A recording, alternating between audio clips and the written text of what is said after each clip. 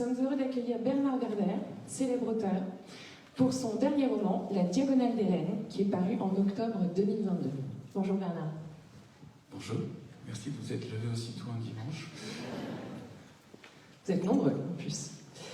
Alors, La Diagonale des Reines, ici présent, pour ceux qui ne l'ont pas encore lu, raconte le destin de deux femmes, deux destins d'ailleurs, et deux formes de pensée.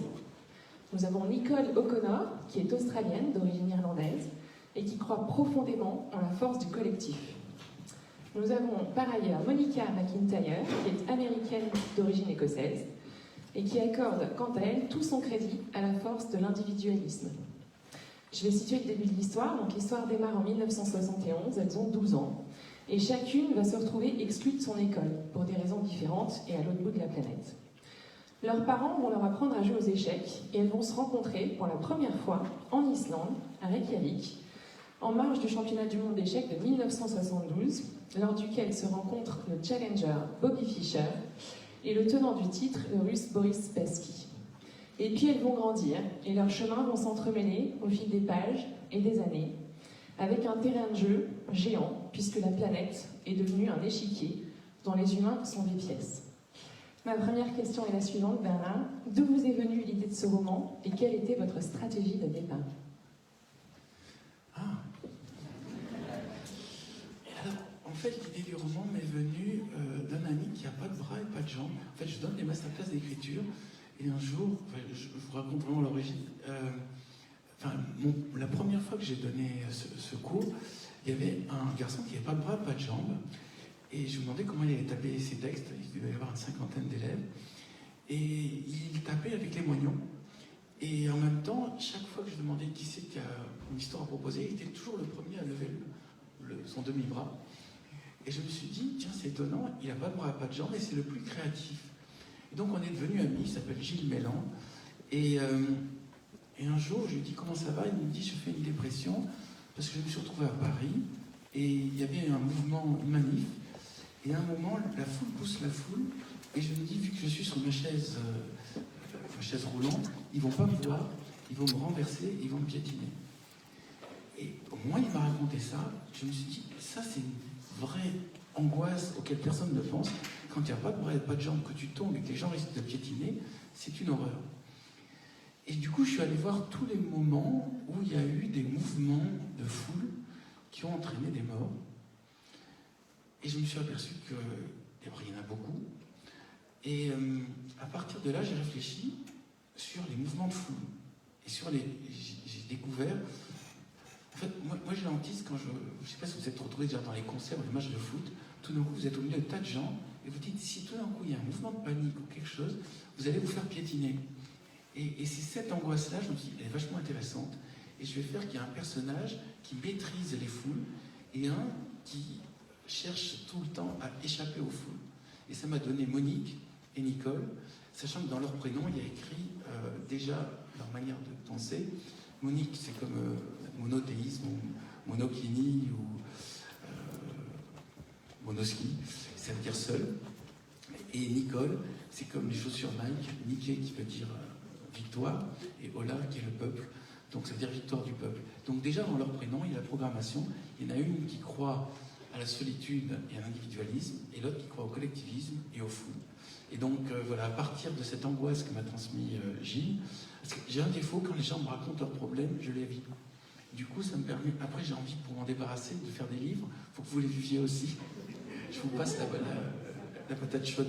Mais si je ne faisais pas ce travail de transformation du monde pour en faire des livres, je les ferais très mal. C'est pour ça que j'ai besoin d'écrire tout le temps pour pouvoir faire passer tout ce genre. Mais l'angoisse de se faire piétiner par la foule, ça me semblait aussi quelque chose de très peu utilisé dans les romans. Voilà. Et il y avait autre chose qui est entré en résonance, dont je parle dans le roman, c'est le stade du Ezel. Alors, je ne sais pas si les gens se rappellent encore de ce qui s'est passé au stade du Ezel. C'est des gens qui sont allés voir un match de football, et il y a eu un mouvement de foule parce que des Anglais sont arrivés avec des haches et des lances et sont battus avec des Italiens. Et les gens ont eu peur, ils se sont poussés les uns les autres jusqu'à arriver à une grille où finalement ils ont tous été hachés. Enfin, les Italiens ont été hachés par les gens qui avaient peur, d'autres qui avaient peur, Et les Belges se sont dit, il ne faut pas que les gens du public rentrent sur le terrain. Donc, ils n'ont pas ouvert les grilles. Et je me suis dit, comment on arrive à cette situation en cette époque moderne où des gens vont voir un match de foot et se retrouvent dans une situation de guerre où ils se font tuer, piétiner par d'autres personnes. Et ça me semblait aberrant. Surtout qu'en plus, pour ne pas déranger le football, le match a eu lieu. Et c'est Platini qui a été le seul à marquer un but, du coup, qui a donné, c'était la Coupe d'Europe, donc c'était en Belgique, c'était Turin contre Liverpool.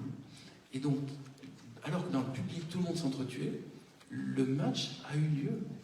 Et il n'y a que la télévision suisse, parce que les Suisses ne sont ni belges, ni italiens, ni français, qui avait mis une caméra dans le public, et on a pu voir toutes les images de ce qui ressemblait à une guerre civile, et dans lequel il y a quand même eu beaucoup de morts.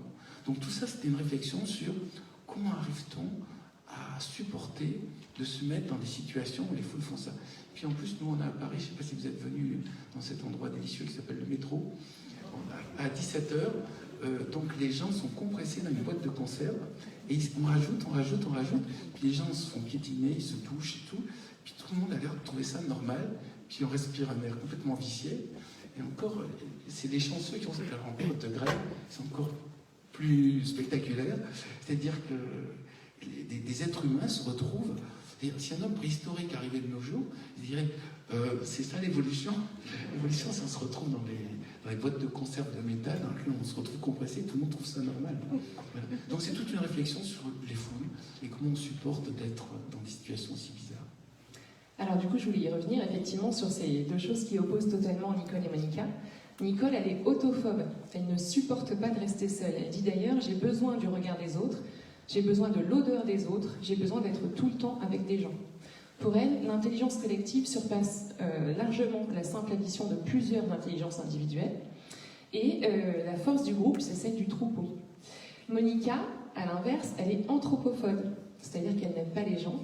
Cela se manifeste par une hantise quasi maladive d'être avec d'autres gens. Elle dit « je n'aime pas les gens, ils me dégoûtent tous, il n'y a que lorsque je suis seule que je suis bien ». Et son but à elle, c'est de faire évoluer les choses selon l'intérêt de chacun. Je précise que ce livre se déroule sur 70 ans. Alors je vais vous poser la question suivante. En quoi ces phobies vont-elles influencer le développement de leur personnalité et la progression de leurs idées au fil du temps ? Bon, on m'avait dit ça, je me suis dit, j'ai envie de faire une expérience sur la salle elle-même. Alors, qui c'est qui se sent, en fait, plutôt individualiste, et qui c'est qui se sent mieux lorsqu'il est tout seul, et qui c'est qui se sent mieux lorsqu'il est avec des gens? Alors, première question, qui c'est qui se sent mieux quand il est tout seul? Qui c'est qui se sent mieux quand il est avec des gens? On est à 50-50 à peu près. Et qui c'est qui ne sait pas trop? Qui attend de lire le livre pour se faire une opinion claire? Alors, ta question c'était? C'était en quoi la phobie vont influencer le développement de leur personnalité et de leurs idées? La phobie, c'est juste que j'ai poussé encore plus loin le côté seul et en collectif, c'est-à-dire que il peut y avoir, ces phobies existent réellement. C'est-à-dire qu'il y a des gens qui se mettent à paniquer lorsqu'ils sont tout seuls, et d'autres qui se mettent à paniquer lorsqu'ils sont avec des gens. Et je me suis dit, pour que les caractères puissent être intéressants, il faut les pousser à fond. C'est-à-dire que c'est pas juste qu'elles sont mieux avec les autres, c'est-à-dire qu'elles ont besoin des autres. Il y avait, je parle dans le livre, il y a un supplice qui a été fait par la police anglaise sur les Irlandais, qui était l'isolation. L'isolation, ça veut dire que c'est des gens, on les tabasse pas, on les torture pas, on les met dans une pièce blanche et ils voient personne. Et au bout d'un moment, ça les rend fous. Parce que nous sommes des animaux sociaux et nous sommes programmés pour avoir envie tout le temps d'être avec les autres, agir avec les autres. L'école nous prépare à ça. Et du coup, quand cette programmation est vraiment intégrée, le fait d'être seul peut s'avérer inquiétant. Voilà, j'ai juste poussé au maximum ces caractères pour que ça soit amusant pour le lecteur de tourner les pages et de se demander qu'est-ce qui va arriver au personnage. Avec le souci du détail, comme on connaît. Alors, ces deux héroïnes, ce qui est formidable, c'est que les chapitres alternent, Monica et Nicole, et en fait, au fil des pages, on arrive à aimer l'une, puis l'autre, à être en colère de ce que fait l'une puis l'autre. Et en fait, on oscille comme ça. Et il y a vraiment une chose qui les relie, en revanche, dans le livre, ce sont les rétrospectives de fin d'année. Le chapitre se déroule en plusieurs parties, chaque partie correspond à une époque, et chaque partie se termine par la rétrospective annuelle. Et en fait, quand l'une s'intéresse au mouvement de foule, à ce que la population a pu faire sur l'année, l'autre regarde les dessins individuels. Comment avez-vous eu l'idée de montrer l'étendue de leurs différences par ce prisme-là ?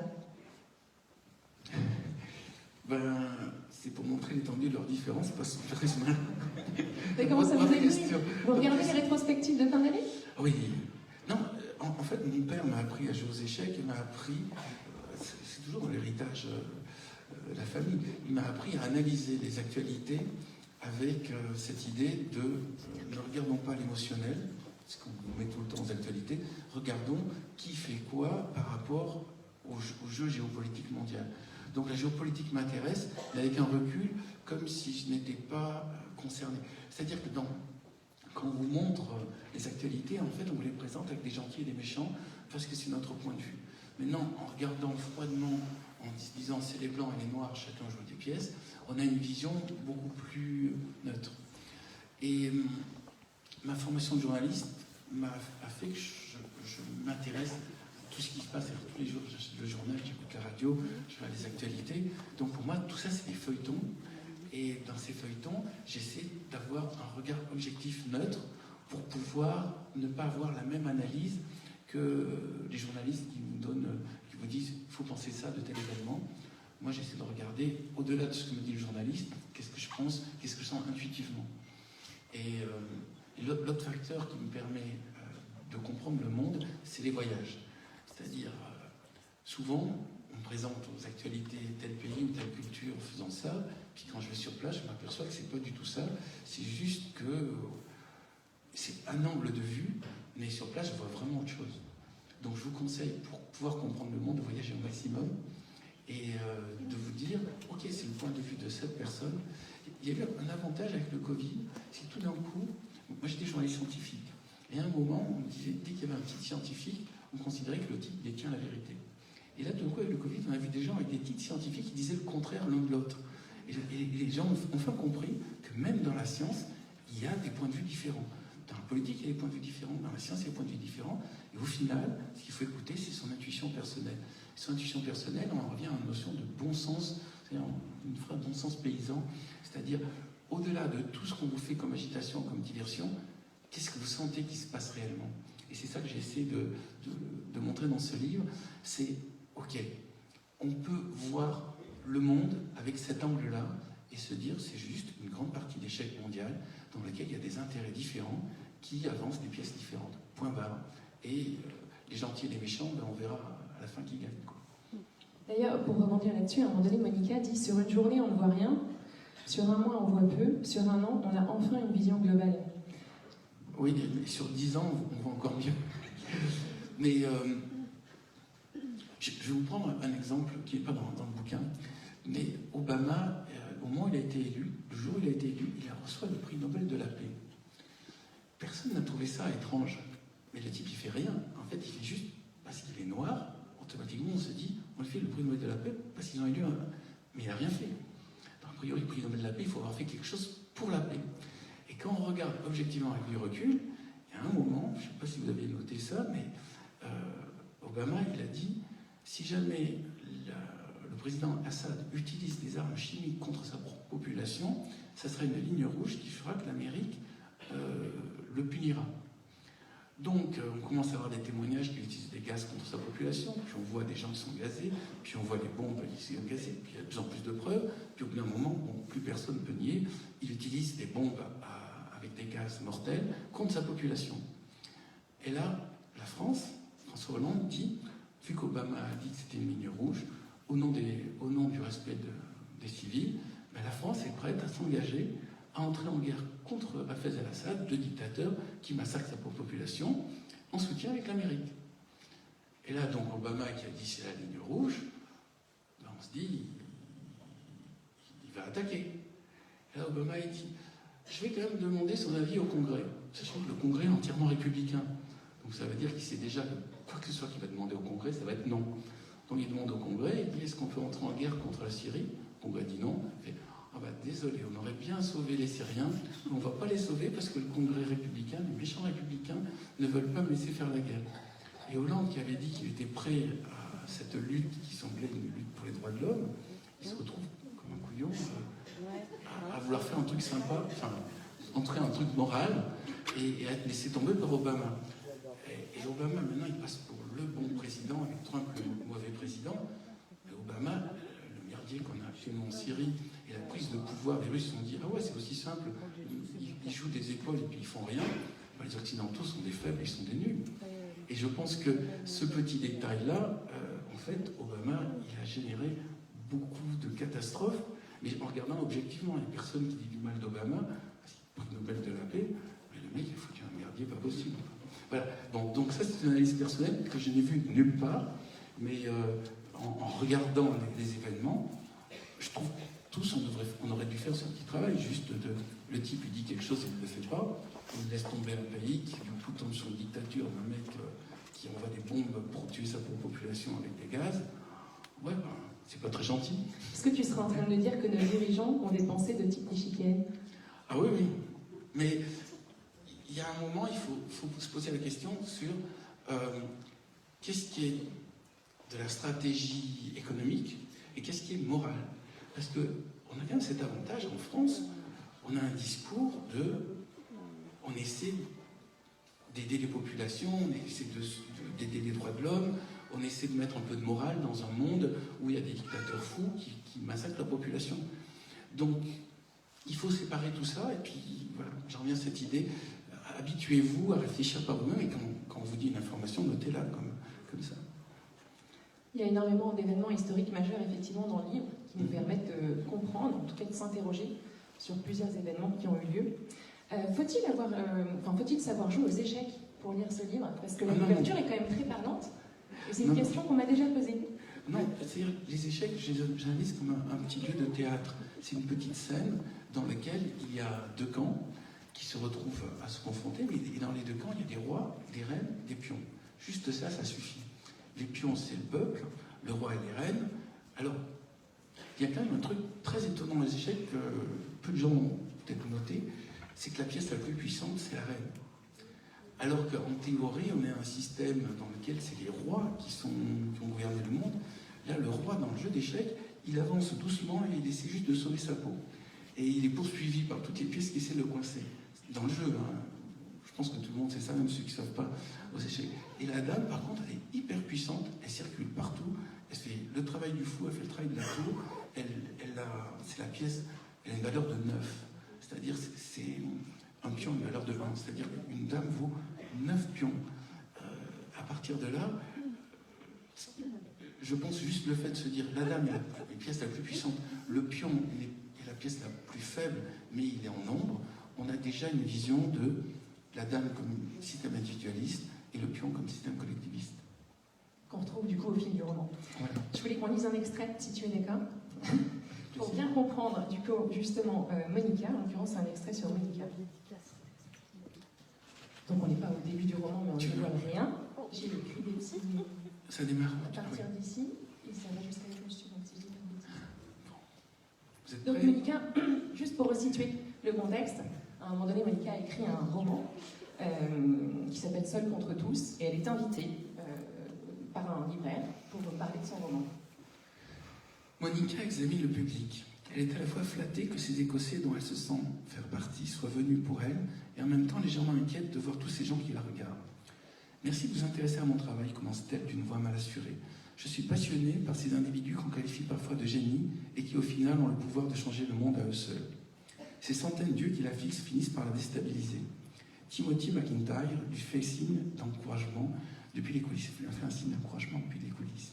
Heureusement qu'il y a un grand espace entre l'estrade et les premiers rangs. » Alors c'est elle qui parle. « Nous sommes tous différents et complémentaires. Il ne sert à rien d'apprendre à un écureuil à nager, ni à un poisson à grimper aux arbres. Chacun a des spécificités qui le caractérisent et qui le rendent unique, indispensable, merveilleux. La culture de sa différence, voilà une valeur que je prône dans mon livre « Seul contre tous ». Et j'insiste sur le fait que ceux qui ont fait avancer le monde sont allés seuls, à à contre-courant, avec leur originalité et leur vision unique. Je pourrais citer Archimède, Christophe Colomb, Giordano Bruno. Ils ont dû lutter seuls contre la bêtise de leurs congénères pour faire passer ce qui nous semble désormais des évidences. Et la plupart ont mal fini. Archimède a été assassiné par un soldat romain, Christophe Colomb est mort enfermé dans une prison d'Isabelle la catholique, Giordano Bruno a péri sur le bûcher après avoir été torturé par l'Inquisition. Tel est le terrible constat. On ne sait pas remercier les pionniers courageux. Par contre, nombre de tyrans s'appuyant sur le peuple pour imposer leurs dogmes, comme par exemple Staline ou Mao Tse-tung, ont terminé leur vie tranquillement dans leur lit, adulés par des foules qui répètent encore leur nom et pleurent sur leur mausolée. Elle laisse passer un silence pour que tous prennent conscience de ces paroles. Ah, comme il est agréable d'être stupide et comme il est fatigant d'être intelligent. Dans la Bible, il est dit « Beati opere spiritu, coniam ipsorum et regnum caelum ». Mon accent latin n'est pas terrible. Je ne pourrais pas être prêtre dans cette vie-ci. Qu'on pourrait traduire « Heureux les simples d'esprit, car le royaume des cieux leur appartient ». C'est de l'ironie philosophique et cela résume beaucoup de choses. C'est confortable de ne pas réfléchir, on a l'impression que tout est simple. Et il est pénible d'être intelligent, car à contrario, on a l'impression que tout est compliqué. Ainsi, les intelligents doutent et les idiots sont pleins de certitudes. Pour conclure, je dirais que dans l'humanité, il n'y a que deux sortes de gens, les innovants créatifs et les suiveurs passifs.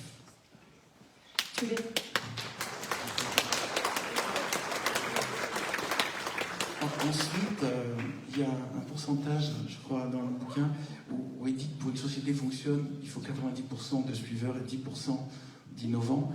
Mais s'il y a trop d'innovants, la société ne fonctionne pas non plus. La société, on ne peut pas avoir un équilibre total, parce que, en fait, innover, c'est compliqué, c'est fatigant. Si tout le monde innove, c'est quand même le bordel. Si je puis me permettre. Mais, j'allais dire, même en littérature, les innovants ont beaucoup de difficultés à percer, et c'est ceux qui font à la manière des autres qui fonctionnent. Moi, l'un de mes maîtres en écriture, c'est Philippe Cadic, mais il a vécu dans la misère et son travail a été découvert après sa mort. Et Philippe Cadic, pour moi, est l'auteur le plus innovant du XXe siècle. Et bon, on a découvert depuis Blade Runner, ses livres ont été adaptés, Minority Report, il y a le maître du haut château, tout ça c'est Philippe Cadic, et c'est très très innovant. C'est pour ça qu'il y a un temps pour que les innovants puissent être digérés. Enfin, si vous êtes là, c'est que vous aimez les innovants aussi. J'allais dire, du coup, vous êtes un innovant créatif. J'ai envie, en tout cas, de faire des choses différentes, ce qui fait que c'est inconfortable. Regardez, j'ai fait les fourmis, ça a eu un petit succès. Je fais le jour des fourmis, qui a un succès aussi. Quand je fais Éteinte-Note, personne ne me suit parce que j'ai fait quelque chose de nouveau. Et chaque fois que je fais quelque chose de nouveau, j'ai une perte de lecteurs automatique. Donc mon éditeur me conseille de continuer dans ce qui a déjà marché. Et moi je dis tant pis, je vais faire un truc, je sais que les ventes vont être en dessous, mais j'ai envie de faire autre chose. D'ailleurs ça c'est mon premier roman réaliste, il n'y a pas de fourmis, il n'y a pas d'anges, il n'y a pas d'extraterrestres. Et du coup les ventes s'en ressentent parce que c'est le temps de faire passer quelque chose de nouveau. Et encore, moi j'ai la chance, j'ai des lecteurs, mais je pense qu'il y a peut-être des très bons auteurs qui sont tellement innovants qu'ils n'ont même pas de lecteurs. Donc c'est compliqué de proposer aux gens quelque chose de nouveau qu'ils ne connaissent pas.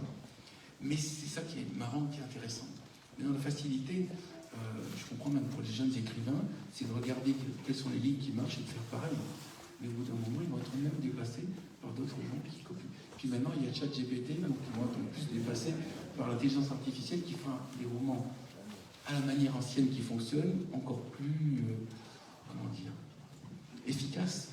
Parce qu'on pourra jamais, comme au jeu d'échecs d'ailleurs, actuellement, les meilleurs joueurs d'échecs sont des ordinateurs, ce qui montre qu'à un moment, il faut être innovant, précisément pour pouvoir ne pas être remplacé par un ordinateur.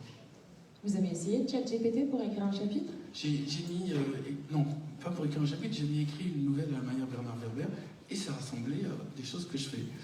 Donc il faut moi que je me renouvelle tout le temps, que je ne fasse pas pareil que ce que je fais, parce que sinon, un logiciel peut arriver à faire des bouquins qui ressemblent bien. Oui, et puis on peut conserver ses lecteurs d'un livre à l'autre, mais on peut aussi en trouver de nouveaux, parce qu'effectivement ce roman est complètement innovant dans votre œuvre, et il permet peut-être de toucher des nouvelles personnes, des nouveaux lecteurs. Oui, mais il va y avoir le temps que ce roman puisse être accepté. Le seul moment où j'ai touché des nouveaux lecteurs, c'est quand j'ai fait Demain les chats. Et mes nouveaux lecteurs, c'était des gens qui avaient des chats. D'ailleurs, si je peux donner un conseil, bon maintenant, du coup, la formule est déjà testée, mais c'est évident que dès qu'il y a des chats, on touche un nouveau... Il y a plein de gens qui m'ont dit, je ne vous connaissais pas, je n'avais jamais entendu parler de vous. Les fourmis, ça ne m'intéressait pas parce que l'insecte me semblait intéressant. Et les chats, vu que j'ai des chats, et je me suis dit, bon, il faut faire simple et efficace. Donc, je dois le reconnaître, Demain les chats est l'un de mes romans qui a le mieux marché, mais c'est parce que j'ai innové dans une zone confortable. Alors que les Diagonales des Rennes, en allant sur les échecs, je suis dans une zone un peu plus rock'n'roll, donc plus difficile à faire passer. Il y a des chats aussi dans la Diagonale des Rennes? Il y a toujours des chats parce que je vis avec des chats. Il y a des gens qui ont des chats ici? Oui. Il y a des gens qui ont des chiens? Il y a des gens qui ont des chiens et des chats?